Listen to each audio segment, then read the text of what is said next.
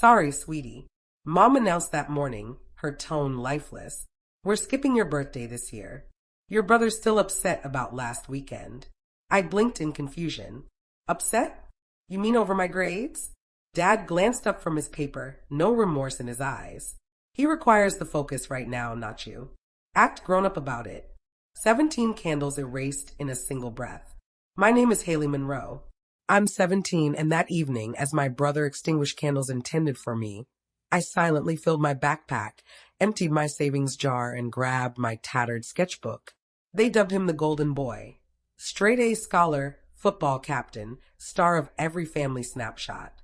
I was the shadow next to him, the artistic type, which in our home translated to the let down. When they declined to honor me because he craved more spotlight, something within me broke. I didn't fight back. I didn't shed tears. I simply bided my time until they dozed off, crept out the door, and boarded a bus to the city. That initial night was frightening. Chilly air, deserted streets, the buzz of neon signs clashing with isolation. Yet it was also the first night I could truly inhale. I took a part-time job at a bakery, sketched portraits in parks, and crashed on sofas of near strangers. It wasn't fancy, but it belonged to me. And each drawing held the same silent vow. I'll never allow anyone to diminish me again. By my 18th birthday, I'd created something solid. A cozy art studio, an expanding social media following, clients who compensated to view the world via my vision. But a year afterward, Mom messaged me. Your brother spotted your post. He's struggling with it. I had no idea then, but his breakdown would fracture the family for good. The message arrived late at night, a lengthy text brimming with partial sorries and sly blame. Haley, you know your brother's temperament. Don't parade your achievements online. It upsets him. Parade? I'd shared a picture of my debut studio, a leaf spot scarcely larger than a cupboard, brimming with paints, drawings, and one dim bulb. But to them, my happiness posed a danger. I brushed it off. Come morning, my phone exploded. Unanswered calls, group chat alerts, a voicemail from my brother Liam. Think you're superior to us all now. Mom weeps daily over you. You deserted us, Haley. Deserted. The term drew a sharp, bitter laugh from me. I'd been unseen for years. Deserted well before I departed.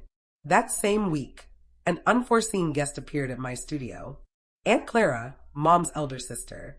She entered softly, scanning the artwork on the walls, vibrant, heartfelt, worlds apart from the bland civility of our family house. She grinned. You accomplished this solo. I nodded, every stroke by my hand. Clara's gaze warmed. Your mother's concerned. Liam's unraveling, ditching jobs, boozing, pinning it all on you. There it was, the familiar cycle. When he stumbled, I became the villain. I cleaned paint from my hands and replied calmly, perhaps it's time he confronts his own creation. Clara paused. They don't get you, Haley. But I do. Don't return just yet. Let them approach you. Her advice lingered because, for the first time, a relative from that side didn't urge me to dwindle. She urged me to hold firm and let reality arrive. And when it arrived, it roared beyond my wildest dreams. The following weekend, the strain erupted. I was toiling late when my phone lit up with 27 missed calls from home. Aunt Clara's voice broke on the voicemail. Haley, he's unraveling. He's wrecked Dad's car. Please return if possible. I drove back to that house after a full year. The porch light beamed like accusation. Inside, the stench of bargain whiskey and shattered ego lingered thick. Liam slumped at the kitchen table, face buried in hands, knuckles raw from wall punching. Mom hovered behind him, shaking. He saw your article, she murmured. The one on transforming hardship into art. He believes you ridiculed him. I eyed my brother, the same kid they'd idolized. The one never denied anything. I didn't ridicule you, I stated softly. I outlasted you. He lifted his head, eyes bloodshot. You destroyed it all. You stole their love. For an instant, pity nearly stirred in me. Then Dad barged in, yelling at me for goading Liam, the family's default. Shield the golden boy. Fault the girl. But this time, I refused to shrink. I strode by them, snatched the ripped newspaper from the counter, and indicated my quote. The ones you silence often end up speaking the loudest. I didn't pen that for you, I said. But if it fits, put it on. The kitchen hushed. Only the clock ticked, relentless and unyielding. I exited as I had a year prior. This time, chin up and keys gripped. Behind me, Liam howled my name, but I didn't glance back because I'd finally grasped it. I wasn't their villain anymore. I was their reflection. 3 days later, the aftermath unfolded. My brother's outburst at home didn't remain contained. He'd live-streamed chunks of it on social media, raging about how I'd robbed him of everything. Within hours, it exploded online. Not from support for him, but because the reality shone clear.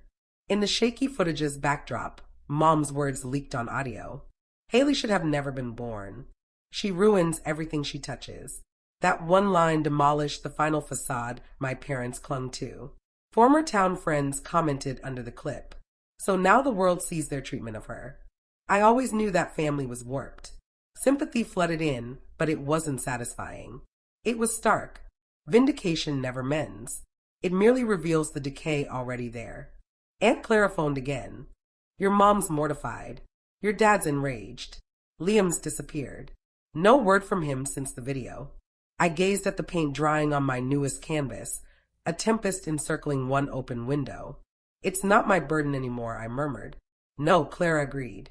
But you're the only one who can resolve it properly. I no longer knew what properly signified. But that evening, I shared a loan declaration on my art page. To those who raised me, I forgive you, but I'll never return. Thousands of replies poured from strangers, fellow artists, survivors of poisonous families. For the first time, my hurt wasn't solitary. And at my core, I sensed this transcended just me or them. This was about selecting calm, even when your family thrives on turmoil. And calm, I understood, was something they'd never instilled in me to desire, but I was acquiring it. A week on, a knock sounded at my studio door. Opening it, I found Liam, gaunter, unkempt, quivering. The golden boy resembled a specter of his former glow. Can we chat? He mumbled, gaze dropping to the floor. For a moment, I stiffened. Old instincts surged, fear, shame, wariness. But I stepped aside. 5 minutes, I specified. He entered, eyeing the wall-to-wall canvases. Color, turmoil, mending. So this is your escape, he breathed. This is where I discovered myself, I amended. He nodded deliberately. I saw your interviews. You're thriving. His tone fractured. I'm not. For the first time in our lives, Liam wasn't acting. He was merely human, fractured in ways I'd once known. I didn't mean my online words, he went on. I was furious. They convinced me you seized it all. I leaned on the counter. You permitted them to convince you. He winced, then softly, I know. We lingered in quiet for ages. Then he uttered, I never anticipated. I believe Mom and Dad are frightened now. They don't know how to be without dominating someone. I exhaled. They'll need to figure it out. Before departing, he drew an item from his pocket. A photo of us as children, paint smeared after wrecking Dad's car with our art project. I kept it, he said gently. When the door shut behind him, I sank to the floor, studying that photo. 2 kids who'd once giggled freely. Perhaps that us was lost. But perhaps, just perhaps, the us emerging could at last break free from them both. Days slipped by, and the frenzy faded into hush. My parents hadn't phoned, hadn't messaged, hadn't attempted repairs. For once, their quiet wasn't manipulation. It was repercussion. But one evening, my phone hummed with an unforeseen text from Mom. Haley, we've lost it all. Your father's business crumbled. Liam's in therapy. I'm proud of you, I suppose. I don't know how to phrase this correctly. I examined those words endlessly. Proud of you. 3 words I'd pleaded for as a kid, now landing years overdue.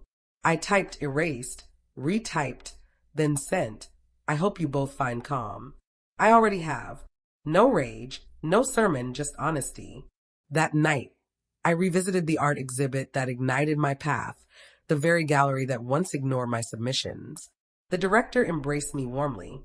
Haley, critics adored your new work. Inheritance, correct? I smiled. Yes, it's about what we carry forward and what we release. The painting dominated the room's center. A table laid for a birthday that never occurred. Candles melting to stubs. One lone chair scooted from the table. Below, a tiny plaque stated, "For the girl who wasn't invited." Viewers paused and gazed. Some wept softly. And in that instant I sensed a change. My story wasn't suffering anymore. It was art. Before exiting, I received another text. This from Liam. "Thanks for not resenting me." I smiled amid a deep breath. I never did. I just ceased craving your validation. And that plain truth, that calm rang louder than every prior shout. 2 months later, the world shifted. Not because my history vanished, but because it no longer shaped me.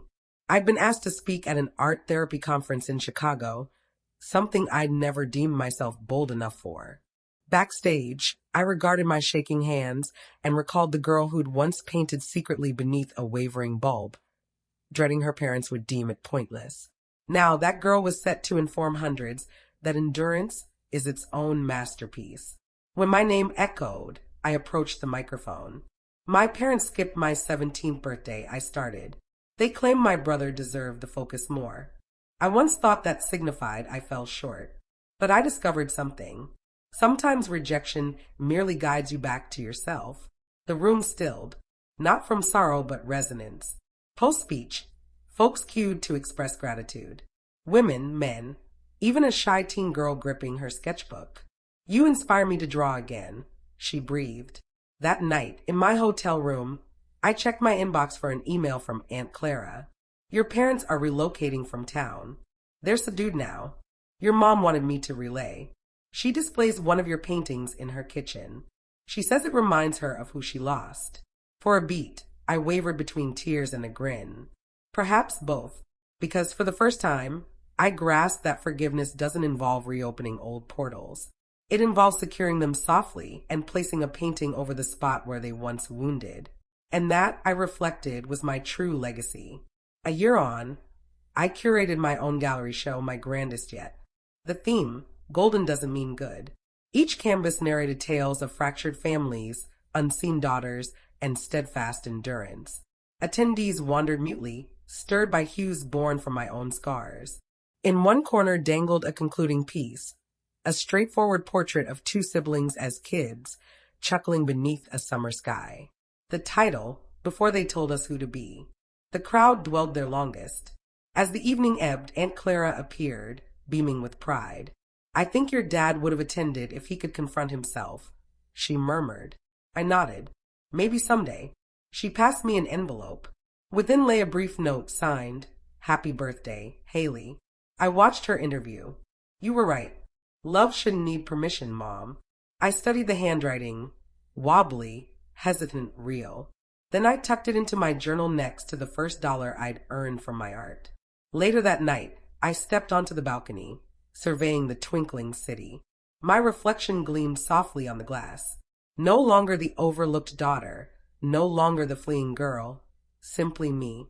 The city's murmur below resembled cheers for every silent win I'd ever marked alone.